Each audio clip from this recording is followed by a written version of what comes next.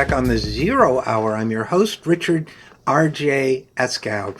As Build Back Better moves its way through the legislative process, all eyes have been on two senators, and lately especially on one senator, and that is Senator Joe Manchin of West Virginia.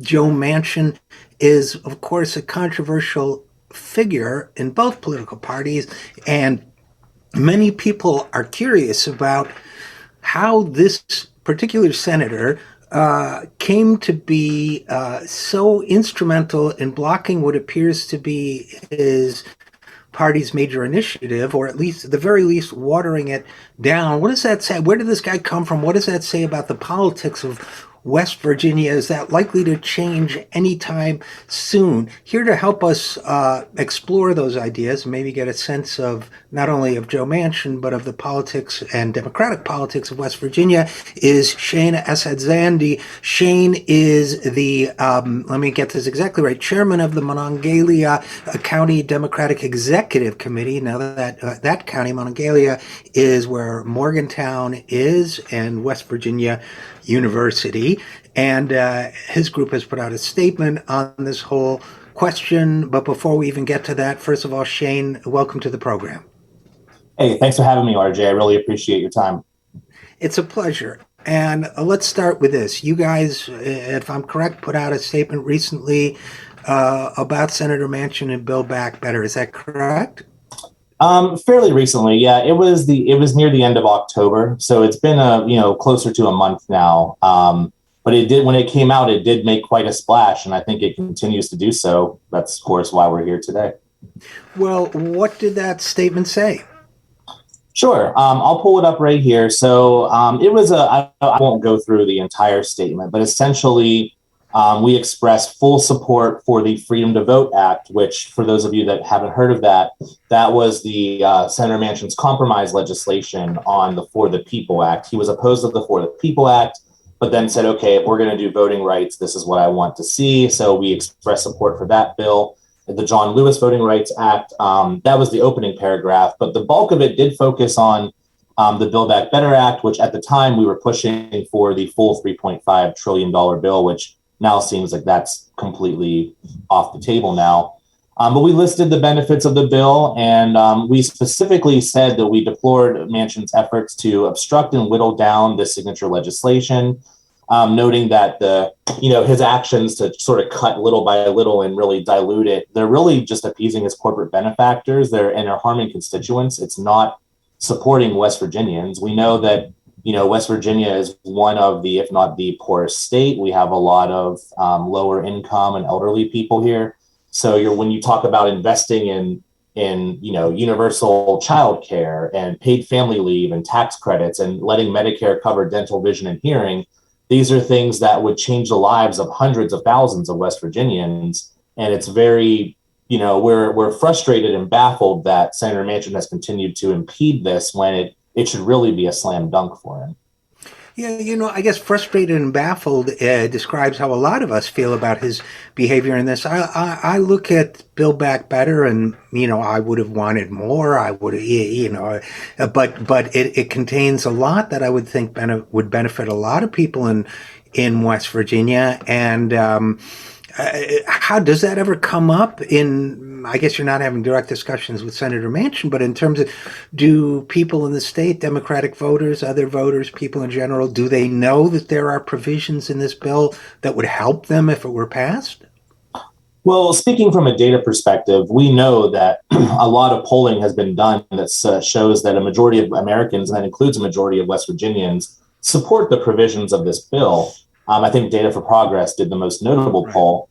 Anecdotally speaking, though, I can tell you I spend all day talking to fellow West Virginians, usually in Democratic circles, but I try to pull independents in the party as well. So I talk to a lot of people. And I would say that, it comes up in conversation nonstop. It actually baffles me. And in a way, it's almost kind of validating, because I've been one of Manchin's toughest critics ever since 2016. I've never liked him or his politics or his voting record. And 2018, then we had Brett Kavanaugh, that big controversy right before his election. And now we see Brett Kavanaugh kind of leading the fight against Roe v. Wade right now in the Supreme Court. So, there have been times in the past where I have fought with people about Senator Manchin where I say, he's not a good Democrat. He stands against what we believe in. Like, why are you kowtowing to him? And people that have been his like fiercest defenders that I've gone round and round with in 2018, 2019, 2020, they've now reached their limit. They are saying, I supported Senator Manchin in 18 because he's better than a Republican, and I want to have a Democratic majority that can, improve the lives of my neighbors and myself and people that I care for. And now that he has the opportunity to be that swing vote, now he is using that power to harm West Virginians. And for a lot of people, that is the line. And I know a lot of people that have said, I will never vote for him again because he has shown me who he really is. So I just don't understand his calculus. If the goal is to be reelected in 2024 or run for governor in 2024, which is one of the theories of what he'll actually do, he's alienating his base. And obviously Democrats are in a minority in West Virginia, but these are also the people that have been voting for you for decades. And if you are ticking them off, what's the end game there? Like, what's the goal? Do you hope to win enough Republicans to offset losing your base? Because that's never going to happen. So it's, one of the paradoxes of many, I think, in West Virginia politics, I noticed that the governor of West Virginia, who's a Republican, Jim Justice, who, that's a whole other conversation we could have, but Jim Justice said it's time to go big in referring to Build Back Better. In other words, he was expressing a more typical Democratic view of Build Back Better than the state's only Democratic statewide elected official, Joe Manchin. So you have, in effect, Jim Justice, Republican to the left of Joe Manchin on this one. So just one of many paradoxes, I guess, in Virginia politics. But here's the thing, Shane, and I think a lot of us from outside the state are thinking about this. In a lot of states, most states, I would argue, if you have a Democratic senator who's, kind of the lone holdout for so many important provisions, you would think, if this were New Jersey or, some other typically or leaning Democratic state, you would think, well, the party base is going to mobilize against him or her.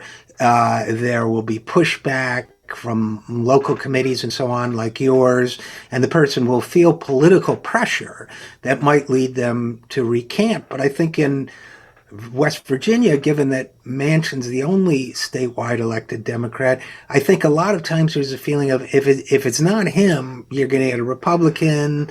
Democrats lose the majority, you lose your you get what I'm driving at, right? It's like he's the last house on the left, so to speak. And so how do you manage that if you're trying to put pressure on a Joe Manchin in West Virginia? So that's an excellent question. And I spoke with a reporter from the New Republic about this. If you look up Zach Harold and find his article, we had a pretty in-depth conversation about this. But the problem is that, and this isn't my perspective, I'm not speaking on behalf of our committee or anything. We had our statement, this is all me, but it feels like there is a culture of fear within the Democratic Party, the state Democratic Party around Joe Manchin for just the reasons you talked about. He's the best we can do. I don't like him, but what's the alternative? And to a certain extent, that logic may hold. But I guess on principle, I reject it because if someone's voting against what I believe in, I don't care if they're a Democrat or a Republican, they are voting against like my principles and my values. So they don't represent me in either case. But also, it's also become, I think it's a self-fulfilling prophecy where if we say Joe Manchin is the best that we're going to do, then it is, because we will never try and we'll never aspire for more. And, he had a primary challenger in 2018. I have a lot of feelings about that, but suffice it to say, I do not think that was the right person to primary him. But the problem is that people within the state party that are elected officials in the legislature, or maybe they previously held statewide office, like people that would be like notable candidates, they don't want to cross him because if you, to quote Omar from The Wire, if you come at the king, you better not miss. And he is, for better or worse, the king of the West Virginia Democratic Party. So it creates a self-fulfilling prophecy where people say he's the best we can do. And I say, it's not the best we can do, you just have to dream bigger and try to find that next person who will be, sorry, that was my phone, that next person who will be the leader of the Democratic Party here. And that's a very hard mental handcuff, I think, to break. I don't know if this data point is useful to you or not in making that case, but I do recall when I worked for Bernie Sanders in 2016 that Bernie won West Virginia's primary. So that would suggest to me that there are a lot of either pretty progressive West Virginia Democrats or Democrats in West Virginia that can be moved or swayed by that kind of argument. I know 5 years have passed, but is that a fair conclusion? So you're speaking my language. I know you were Bernie's speechwriter in 16. I was one of his delegates to the national convention. You see the pillow right here, right? So I've got my Bernie belief is strong here. I've had people tell me that Bernie's like resounding victory in 2016, every single county in the primary over Hillary Clinton. I've had people tell me it was an anti-Clinton vote, and I reject that because if you look at a map of all of Appalachia, stretching up through the southern parts of New York to the upper parts of Georgia and Tennessee and everything, it's very mixed. It's about 50-50 Bernie and Hillary the whole way through every one of those Appalachian states. In West Virginia, you can draw a border around the entire state, and every county went for Bernie. So that is a data point that I find absolutely significant. I wonder if it was West Virginians responding to progressive values, which could certainly, I think, if you articulate them the right way, I think they could be popular in this state. We do have a rich labor history. Bernie spoke a lot about labor. But I think part of it may also be that they were responding to Bernie's authenticity, where maybe they disagree with some of what he said, but they knew he truly believed it. And I think that is a lot of where we're going to see the erosion from Manchin's base, is that even his diehard supporters or people that reluctantly have been voting for him, they don't know what he stands for, because he'll vote for some Democratic stuff, but he'll vote for some Republican stuff. He confirmed Neil Gorsuch and Brett Kavanaugh, and we didn't know if he was going to support Amy Coney Barrett, but it wouldn't have surprised me. So he's too much of a wild card, and I think people understand that he's gone Washington, D.C. He's not representing West Virginia anymore. Maybe at one point he had the best interests of West Virginians at heart, but it's clear now that he's gone DC, he's looking out for himself, and that makes him very inauthentic. And in that way, I think if you did direct polling, I think you would see that Bernie is more popular in the state than Joe Manchin, because people understand that Joe Manchin is not who he was 10, 20 years ago. Are there polling figures on Manchin's current level of popularity in West Virginia? Is he popular, not popular, or do we know? To be honest, I haven't really looked. I also think that if there were recent figures, I would love to see those figures in about 6 months, because, the beginning of the year, right, he voted for the American Rescue Plan. We got that reconciliation bill through, and Biden's popularity rating was high. Everybody got shots in arms and checks in hands, right? And that's what they wanted to see at the time. So you didn't see this version of Joe Manchin that was obstructing the Build Back Better agenda. And now with the killing of the For the People Act and the putting Build Back Better in limbo and shaving it down to a fraction of the compromising on the compromise on the compromise, I would love to see what his popularity looks like in like 3 to 4 months, because anecdotally, even the most entrenched Democrats that I've spoken with don't like him. Do we know what, and maybe then we can go a little bigger on West Virginia, but do we know exactly what makes this guy tick? My problem with both him and Sinema is, there are conservative Democrats where you get its ideology, that's how they view the world, or they've been, brainwashed by the, deficit hawk thinking, or whatever it may be. There's some sort of or they're just in the pocket of this interest or that. I mean, pharma, they're from New Jersey and it's pharma or whatever it is. With Manchin, I have to admit, I can't get a complete, I know his daughter's in the pharmaceutical business and everything, but I can't get a complete read on what's driving him. Can folks from West Virginia, or is it hard for you guys too? Oh, that I think is a $64,000 question right there. I think it's, Cinema and Manchin, I think, are very different people. Cinema has undergone a massive transformation. I mean, she used to be Green Party in like what the Right. late 2000s, right, or up to 2010, and now she's basically Mitch McConnell's best friend. Joe Manchin, on the other hand, if I can give him any credit, this is maybe the only credit I ever give him, but he has been relatively the same throughout his career. He's always been a conservative Democrat. Doesn't matter if he was governor, secretary of state, senator, he's always been a conservative Democrat. So I think that's partly it's ideological. Certainly his daughter being in pharmaceuticals, and also, not enough attention I think is given to the fact that he gets about 500 grand a year from a coal company, and his wife actually gets 600 grand. So he's making $1.1 million a year per his household is him and Gail from a coal company, and his salary as a senator is only like $180,000. So he makes 6 times as much per year on coal as he does being in the Senate. So when he questions climate change provisions or alternative energy, I mean, it's pretty clear where that's coming from. But I would say, honestly, that I think the largest thing that's drove his transformation this year is, if I can put it bluntly, I think it's ego. People in West Virginia have a lot of stories. He's known to be a relatively petty person. He thinks highly of himself. He's kind of I hesitate to say egomaniac, but you can draw your own conclusions there. And, now that you're the swing vote in the Senate, you have the ability to snap your fingers and generate any headline you want. I think it feels like that's really going to his head. The fact that I remember there was a news article, I think in Mother Jones about a month ago, where he wanted to institute work requirements for paid leave. And it's like, that's already baked into the pie. Like, if you're getting paid leave, you already have a job. So work requirements to take paid leave from a job is like, that to me told me more than anything that for him, it's about attention and ego. And he just wants to make headlines and be like the center of attention, look at me, look at me. And I think that may play out to his detriment the next time he's on the ballot. And that certainly is working for him. I got to say, he's getting a lot of attention, including today from you and me. But Right. let's turn to West Virginia in general. One of my frustrations with the political commentariat and sometimes with the Democratic Party national establishment is they think that what the world is today is what it always has been and always will be, right?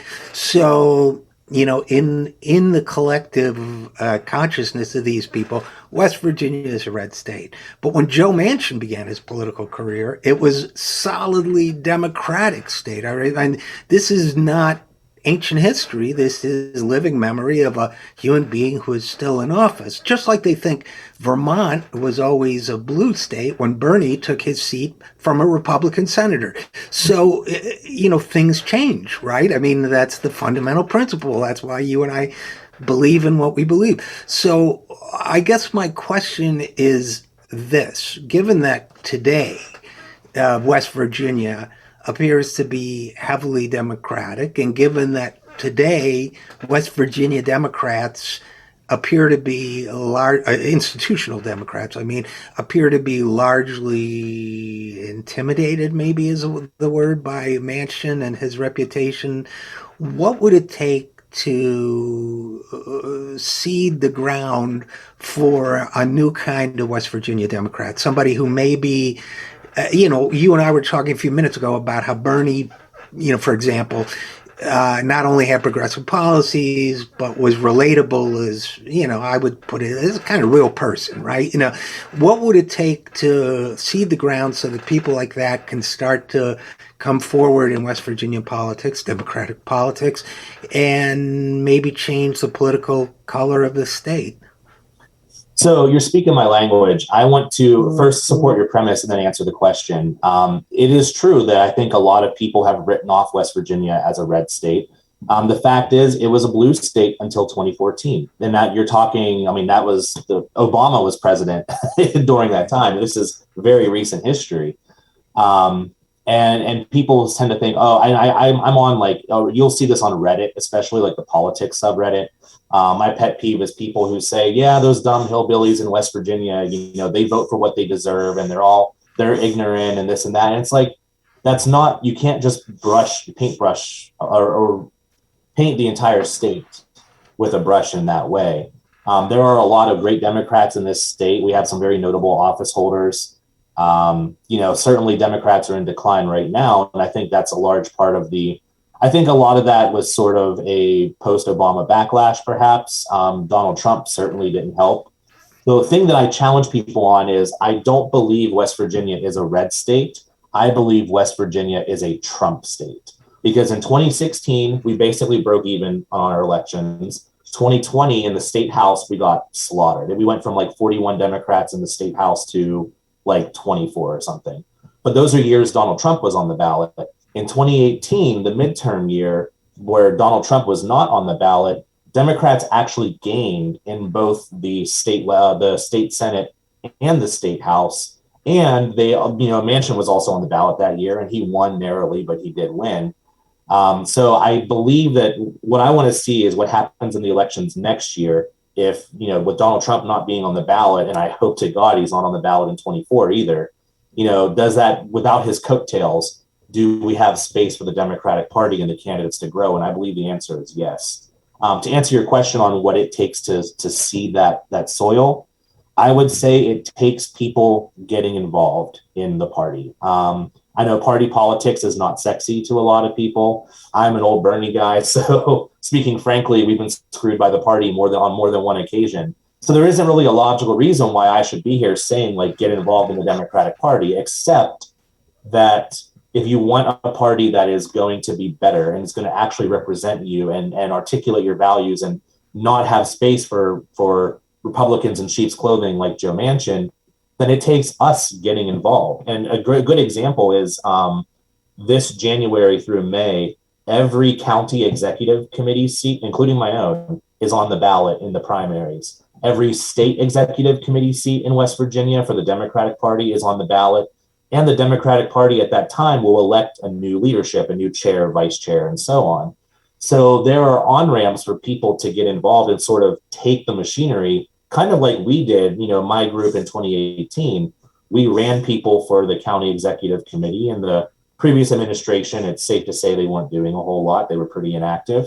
And we brought a lot of people in, progressive, moderate. It was a wide umbrella. And we won all the elections. We elected new leadership. And 4 months later, we kicked 2 Republicans out of the state house, and we swept our district for House seats 5 out of 5. So I think that, it's easy to get angry at Joe Manchin and say like, well, the party sucks. They're supporting him. Like Democrats are toothless. And, in some sense, you're not wrong. But if you want it to be better, then you have to get involved. If you're independent, switch to Democrat, run for a county executive seat, get involved in your local party. The more of us that we get, the more of us that take seats at the table, the more influence we gain, and then we can start steering the ship in a better direction. What this brings up for me, Shane, Assadzandi, is also, and this is not just a West Virginia issue, it's a national issue, but I know it's surfaced in West Virginia too, which is the whole notion of a third party of the left. And the fact is, believe me, I understand the impulse, right? I understand why people might want to feel that way, given the record of the Democratic Party in a lot of ways. But, my answer to that is always, yeah, I support a progressive third party, but I think it'll be called the Democratic Party.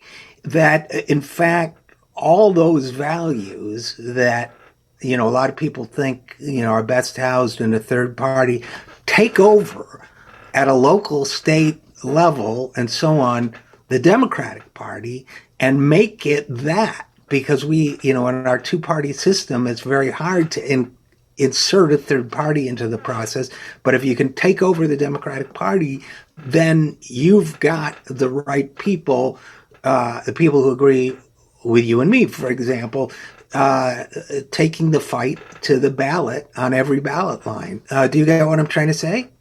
No, I fully agree with you. I think the metaphor is it's a lot easier to steal a car than it is to build a brand new one. And I think exactly. Right. It's completely true. And I hesitate to use this example because I have friends within this party. I like them a lot. They're good people.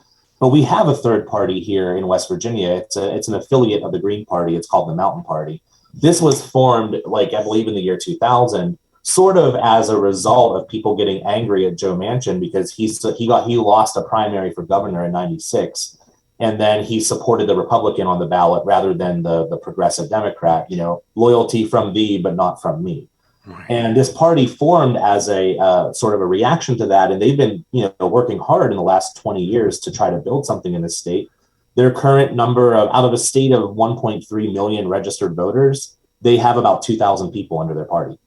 So it's like, it's just not, I'm sorry to say, but it's just not viable. In my heart, I'm probably, a lot more of a Green Party person than a Democrat. But, it's easier if you're going to play the party politics game, it's easier to try to steer the Democratic Party back to working class values than it is to try to build something brand new and have that somehow take over this duopoly. It's just, as much as I would love to see that, it's not going to happen. It's so interesting that you mentioned the Mountain Party, because for a writing project I was working on, I was doing some research actually on Jim Justice's election, I think it was, and how he registered as a Democrat, got elected as a Democrat, switched back to Republican. And I saw, like, in the election results, Mountain Party, like 5.6%. I mean, some not insignificant 1 year, at least, whether that was, I think it was 2016. Wow. And that also said to me, that's not the path to victory, but it suggests that there's yet another pool of voters that might be brought to a more progressive Democratic Party, right? If the Democratic candidate was giving the message that I forget the woman's name who was the candidate here, but of Mountain Party, but if a Democratic candidate was giving the same message, A, she might not have felt the need to run, and B, those voters might have, adding 6% to the 5 or 6% to a Democratic result is significant, right? So I don't know. Any thoughts on that? Oh, a lot. I'll make it short though. So the woman you're talking about is actually, so the woman you're talking about is named Charlotte Pritt. And she was actually the person in 1996 that beat Joe in that gubernatorial primary. And then it was her on the general election ticket as a Democrat versus Cecil Underwood, a Republican. And Joe Manchin and his allies basically whipped the votes for the Republican, and the Republican won. So in 2016, right, you have this guy, this coal baron that switched to the Democratic Party, and he runs on our ticket and takes out two reasonable people in the primary because he has, tons of money. And the person who runs against him on the Mountain Party ticket is, the original person that got screwed over by Joe Manchin. So she has a following in this state, and they still cracked. It may have been up close to 10%. I'm not sure. But yeah, they, like you said, they didn't have a very strong showing. But that's enough of a showing that if those people were to come into the Democratic Party, these are people that saw Jim Justice and said, that guy's not me. He's not a Republican, or he's not a Democrat. He's a Republican. I'm going to vote for this other person. Those people, if they were to be involved in our apparatus, it would be a renaissance, I think, for the West Virginia Democratic Party. And we would see a party that actually represents mainstream values and isn't just hiding from Joe Manchin in a closet, hoping he doesn't take away their allowance. So the big question, Shane, is I can't say we in this case, I'm not West Virginian, but how do we as a movement nationally and how do you guys in West Virginia get people like that motivated to run for party positions, for a local office, for, you name it, school boards, county councils, whatever the positions may be. What are your thoughts on how to reach people and say, and this isn't BS, as a lot of people might think, this is stuff really worth doing. You can change the state and potentially the country by doing this. How do we all get people motivated to do this kind of work? So this is something I try to do each and every day. I've got actually a lot of coffee dates over the weekend with people to talk about this very subject. I think for those of us in West Virginia, we need to lead by example. And that is something that I've tried to do within our Monongalia County Democratic Party. Granted, we're in one of the bluest pockets of the state, so it's easier for us than it is for, county parties down in maybe the coal fields or something. But I try to lead by example and just sort of run the party in a better, more fair way. A good example is, the state executive committee. If you're not a committee member, you are not permitted to speak. And I'm not on the state executive committee, but I've attended most of their meetings when they were in person, and most of their Zoom meetings as well. But in person, I've objected to a couple things because they were clearly wrong, or like I would speak up about something. And it's like, no, like you can't talk, you're not recognized, da da da da. When I run meetings in our party, we allow other people to join the discussion if they're supportive of our group. And we also welcome independents to participate. Now, they can't like hold a voting seat or attend a county convention. There's certain things that the bylaws say you have to be a registered Dem to do.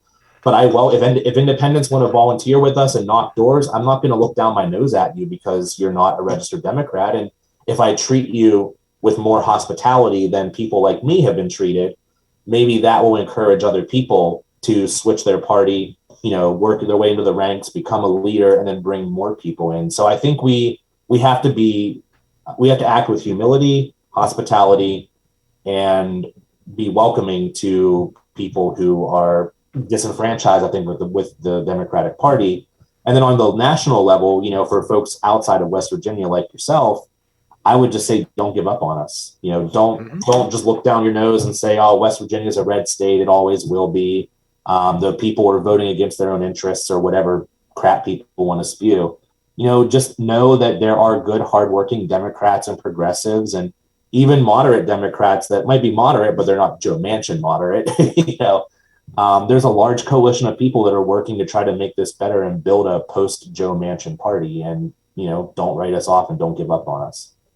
Well, I think that's great. And if you have one more minute, I'll make a final comment, and then I'll give the very last word to you. But my final comment is this: for people observing what's going on in West Virginia and elsewhere, I get very frustrated at liberal commentators and others who speak dismissively of whether it's, Bernie, on the campaign trail with Bernie, when he talked to Trump voters, he worked with them, he listened to them, he tried to answer their points.